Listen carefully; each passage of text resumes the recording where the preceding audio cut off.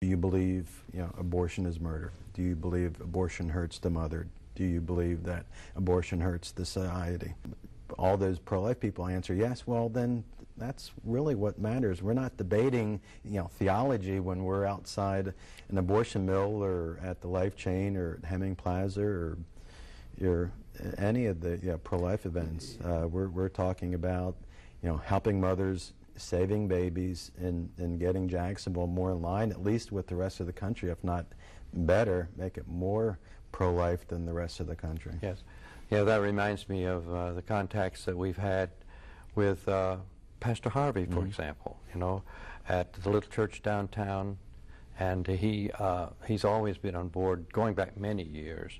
I believe his church is Mount Calvary Missionary Baptist Church. A wonderful man. He's had some illness, but I saw him last Saturday out on the streets, and he's just so faithful to the cause. And others. There's a gentleman who, Pastor Ed, who sponsors the Jericho Walk, for example. That's another effort to draw attention to the severity of the abortion and in various locations here, particularly in the south side of Jacksonville. I noticed that you're wearing a Precious Feet pin.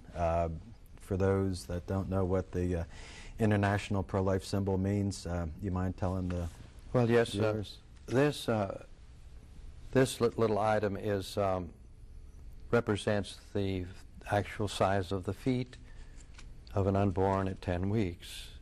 It is indeed a pro-life symbol, and it's quite simple, and they are available to others at Heritage House out in Arizona. Heritage House has a website, and they furnish these. These are items that you would purchase for them, but they have a great deal of material and information and of that kind. But yes, a Precious Feet pin should be displayed. I see to it that people get them. People I come in contact with, and I know you do the same. You put me on to a great order that I have forthcoming from them for supply of these. Yeah, you go to the website, you just say you want the weekly updates, and they'll send you an email, usually every Monday afternoon, saying what they have on sale. The Precious Feet are just, in my mind, amazing to sit there and see each single digit of every single toe at 10 weeks after conception. Not 10 weeks after birth, but actually 10 weeks after conception. The precious hands are the same way. You see the little fingers, each digit. And Heritage House is amazing. They've been doing this for over 30 years. Bumper stickers, yard signs. They're just a great organization to help the pro-life. And people like that are on our website under our links page. So if someone wants to go ahead and either go to hh76.com or go to jacksonvilleforlife.org and look on the links page, and we have a number of bumper stickers, yard signs, the Precious Feet pins, talks about the black genocide of abortion, where abortion kills 8,000 in Jacksonville, but it really targets the minorities, where over 5,000 of the 8,000 are African American babies. Yes. And there's information like that is on the website. That reminds me of the Genocide Awareness Project that's put on by the Center of Bioethical Reform out of Tennessee. They come to town from time to time, and they do a display that's quite graphic of their material, and they have a setup that they've done recently, last year, at the University of North Florida. We're trying to get to the point where we can, of course, communicate with the young people on these campuses and in our high schools, as well as our churches, so that they will be aware precisely as to what abortion is about.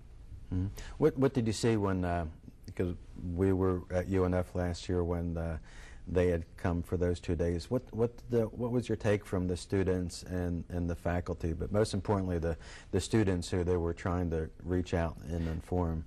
Well, of course you have a mix. You have a mix of people who will not even observe or acknowledge these things at present there, and on the other hand, a great number of young people who just were just amazed by seeing graphically what abortion is about. And it was a great effort by these people, and there was a professor out there who sponsored this, and there was a group, Respect Life group out there on campus who substantiated what this genocide awareness project was about. And it was a great experience. Yes. Yeah, I had understood that the students at UNF approached this national organization asking them to come to their campus for 2 days and talk about abortion and show the pictures of preborn babies and aborted babies and what they do compared to other genocides like in Africa and of course the Holocaust in Europe. And Yes. I personally I thought it was amazing that young 18, 19, 20-year-old Yes. kids are saying, we want our fellow classmates to know what we already know. And the days I was there, just about everyone was shocked. Most in a way where I didn't know what abortion was. I didn't know it happened that often. The numbers are astounding. We have a little pamphlet that talks about all our brave men and women that have passed protecting our country going back to the Revolutionary War. Yes. And you add up every single war and all the travesty of lost life is far less than the 50+ million babies legally aborted since 1973. Yes, that's an amazing and disturbing statistic. While I was there that time, one of our ministers, one of our priests came, and he was absolutely shocked. He was a young man and a great minister, but he wasn't fully aware either of how these things can affect you. And so he was quite moved by that. And he's an older fellow, and I'm sure the young people reacted the same way. Yeah, I'm always surprised how different aspects of the pro-life movement affect different people. I know we've met Dr. Martin Luther King Jr.'s niece, Alveda King. Yes. Was not always pro-life. As a matter of fact, she's had abortions herself. Yeah. Even after having abortions herself, she didn't know what it was until she saw what some people deem a graphic picture of an abortion. Yes. And at that point, she realized, that's what I've done. That's what's going on, particularly in the minority community, and I'm not going to put up with it anymore. And of course, anyone that's interested in seeing those effects of an abortion, they can go to our website. There's pictures of aborted babies. There's plenty of warning and caution. If someone accidentally goes on there, we continue to ask, do you want to go that? Do you want to see these? These are very disturbing. But there's some people that's what they need to see. Others, it's the number. Some are the percentage. Some are just the fact that murder is a sin, and I'm not cool with that. So everyone sort of comes about it with a different way. Yes. And that's nice. I think that there's so many opportunities to sit there and talk to people with that, and the people that came to the UNF did such a great job with that. What's your take? You've been doing this for probably a lot longer than you wanted to. What's your take on the effectiveness of the pro-life? Well, the movement in effectiveness Jacksonville? is not always seen by us personally, but it's there. I can recall an experience recently where I was at a particular abortion mill, and there were 3 people there: the young woman and 2 young men. And the one young man didn't go in with the others, and he was outside on his cell phone, pacing very strongly up and down, and obviously pretty disturbed. And I was leaving, and so I had a chance to speak to him just briefly. I thought it would be briefly. And he indicated to me that he was not in favor of this. He was a minister's son, in fact. I says, well, why don't you go in and ask them to leave? I have a card here for the Women's Health Center, Crisis Pregnancy Center that would furnish a free sonogram and other support for this dear lady. Well, he went in and came out dejected because he said they would not listen to him.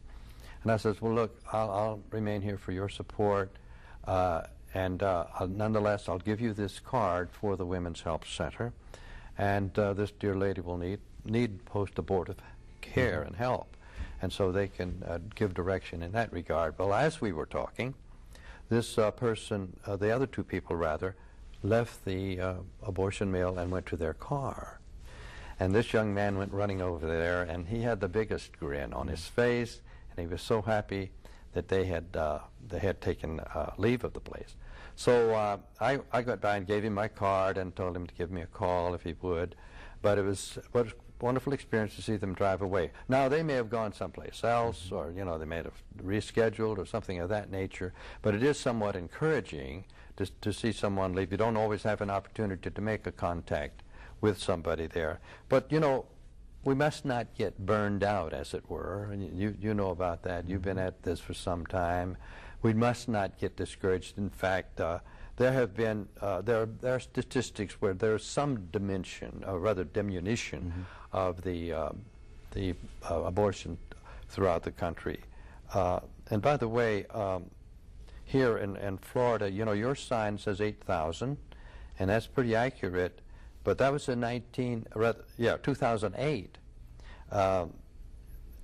That at that time it was 7,987, and for 2009 it was 7,294, almost 9% less. This comes from the Florida Agency for the Healthcare Administration, so it's public information. So there's some effort there, or rather, the effectiveness of our effort, of course, is shown in that regard.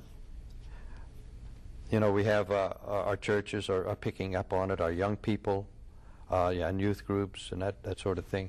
And I wanted to mention also the sources for information, in addition to yours, and I'm sure your website has links to lifenews.com, for example, or the Christian News Wire, and others.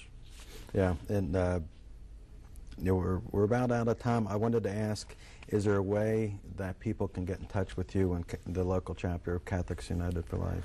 Well, yes, I'm happy to give my phone number, 318-3517, and you could ask just about anybody, where do you get information, and they would be able to contact me there, and I would, of course, in turn, direct them over to your website particularly, and to the Catholic Diocese website, dcfl.org, and we would come about, they would come about information that would help them to know what's going on in our community, what they can do, where they can go.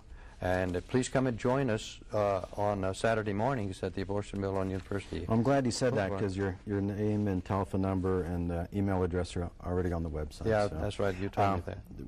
Just want to touch base. We've heard a lot recently about House Bill 1143, the ultrasound bill. This is public information. Anyone can get this by going to myflorida.gov, going to the House, going to HB 1143. You know, looking at it here, and we saw what the governor vetoed it last week, and we read what his statement was. But looking at the bill here, and this is verbatim, and I can read a whole 137 pages, but two things I want to read, and I think it goes to choice. The woman has a right to decline to view the ultrasound images. Printed materials prepared and provided by the department have been provided to the pregnant woman if she chooses to view these materials. You know, if we're talking about choice, you know, we're wanting to inform the mothers, this is it. You know, we're out of time. We want to thank you for viewing today.